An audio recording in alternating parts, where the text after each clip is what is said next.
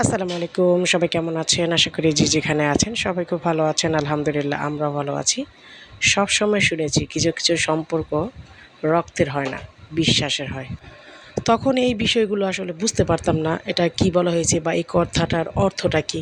তো যখন আস্তে, আস্তে দিন যতই যাচ্ছি ততই এই কথাটার মর্মটা আমি আস্তে, আস্তে বুঝতে পারতেছি। অনেক সময় রক্তের মানুষ আপনার সাথে যেই ব্যবহারটা করে বাইরের মানুষ কিন্তু তা করে না। আর বাইরের মানুষ আপনাকে যে পরিমাণ সম্মান আর বিশ্বাস করবে, রক্তের মানুষও তা করবে না। তো যাই হোক, এখন আমি এই কথাটার অর্থটা বুঝতে পারি। আসলেই কিছু, কিছু সম্পর্ক রক্তের হয় না, বিশ্বাসের হয়, ভালোবাসার হয়, দিলের হয়।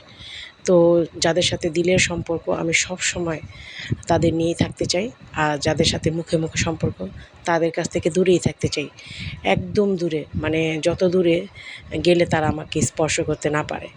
সবসময় দোয়া করি আমার দিলের মানুষগুলো সবাই ভালো থাকুক।